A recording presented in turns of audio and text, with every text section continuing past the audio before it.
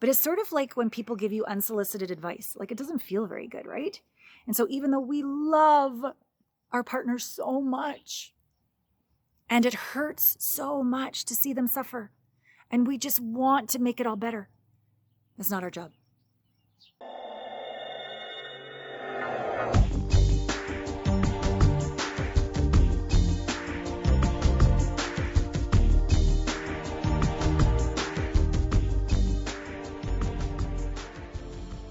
Hey there, Allana Pratt, intimacy expert and host of the podcast, Intimate Conversations. You've asked me about how to support your partner in healing. This, I feel like, is actually God or the divine asking me this question in the form of you, because it's an edge for me. I really need to learn to not support my partners in healing. That's my job. I'm very good at it. However, I have had I'll call it a mistake. It was a mistake. Got to do another take. Take 2, take 3, take 4. It was a mistake to be so attracted to wounded hearts in men who I know how to heal. And they might even say they want to heal. But that's not my job, because it takes away libido, because it makes me more into their mentor or mother. It's not my job. It's their job to own their wounds, engage in healing, and be their best selves for themselves and for me. And that's my job to do for me, for myself, and for my relationships, and obviously for my clients, is to be there in a professional way to help them heal their hearts. But it's sort of like when people give you unsolicited advice. Like, it doesn't feel very good, right? And so even though we love our partners so much, and it hurts so much to see them suffer, and we just want to make it all better, that's not our job. So maybe that wasn't the answer you were looking for. You were looking at it for all these strategies on how to get your damn wounded partner healed so you can fix them. Nobody wants to be fixed. And I have learned this the hard way, that even if someone said they did want to do the work, their behaviors will show us whether they're actually willing to do the work. And I think the most successful couples each do their own work to heal their own wounds. And then they can do couples work together in terms of communication. Definitely, there's a lot to learn about how to communicate in a way that lands. I just interviewed somebody on my podcast the other day, the woman that Gary Chapman, she co-wrote, you know how there's the 5 love languages, right? Which has been around for 30 years. Can you believe that? Yes, we are that old. I'm like, wow, okay. But anyway, she co-wrote the 5 apology languages.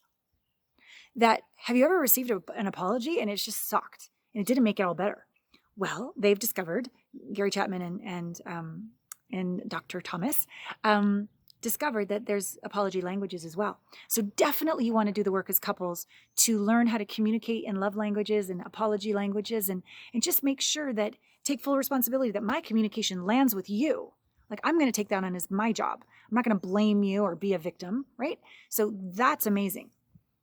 But that's different than taking responsibility for healing someone's soul or heart. That's their job. And it's, for me, when I see somebody suffering and I know I can heal them, integrate their wounds, help them process and be free, and they don't want to, and I really want to say, thank you, but no thank you.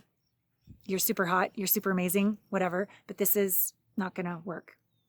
That's my edge to get better on.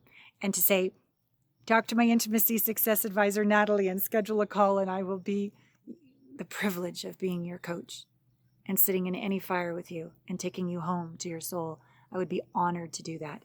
But to not be attracted to fixing another so that I'm somehow good enough. That's my old daddy wound that I'm integrating. I'm proud of myself to integrate that. So, in short, my suggestion is do not support your partner in healing. Get them to call me. Definitely work on communication. That's awesome. You can do that in Heartmates for Couples. But even in my Heartmates for Couples curriculum, I have Heartmates for Singles and Heartmates for Couples, because I believe when we become the one, that's how we find the one. which is what keeps the one so we can thrive with the one. That if we come at relationship like, oh, I just need to find the one and then I'll be happy. Nope. The emptiness attracts emptiness. And that's why I started Heartmates, because dating apps are the business model. Think about it, is designed to keep you single. They make money when you fail at love. We thrive as a community when Heartmates for singles turn into Heartmates for couples. And if for any reason you're a Heartmates for couples, and by doing the inner work you decide, oh my God, I love you, but our sacred contract is complete, then you can go over and be in Heartmates for singles. It's good for everybody. So yes, do the work to communicate. We have these wonderful dyads that we do on conscious connection calls with Heartmates, where you really deepen intimacy and become a profound listener. Did you know the power in two people that are communicating is actually the listener? It's not the speaker. The deeper you can listen, the safer you can make another feel, and the deeper that intimacy can be. But of course, we can't have the intimacy out there if we don't have it in our ability to listen to ourselves, feel our own feelings, not reject ourselves so we don't reject our partners when they're being a certain way that triggers our scared little animal inside, right? Our little you. So hopefully that supported you. It's pretty vulnerable on my behalf to let you know where my edge is, but that's something you will learn about me in our group coaching, at our retreats, is that I'm very masterful as a coach, but I'm also very vulnerable as a human. It's important to give all of us freedom, that it's not about being perfect. We're all perfectly imperfect on this path together, and making it safe to be real, vulnerable, transparent, and intimate together. So we welcome you to our community. All my love.